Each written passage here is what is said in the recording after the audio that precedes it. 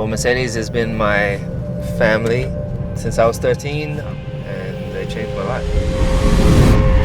For me as a kid, I would see Mercedes AMG road cars and always think how cool it would be to one day have one.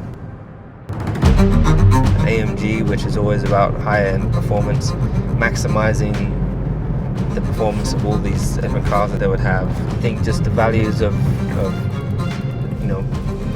good intentions, decency, loyalty, and pursuit of perfection.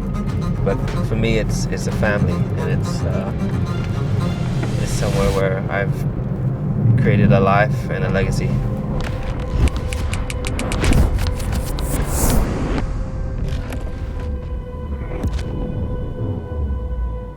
The moment that stands out the most, I think, is probably like every single race of mine has been powered by AMG.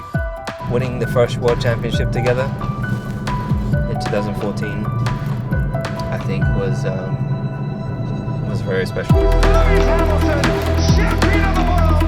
People doubted us, thought that it was the worst decision that I could make to join Mercedes, and I knew for me it was like, this is firstly my family. My intuition told me it was the right thing to do, and it was.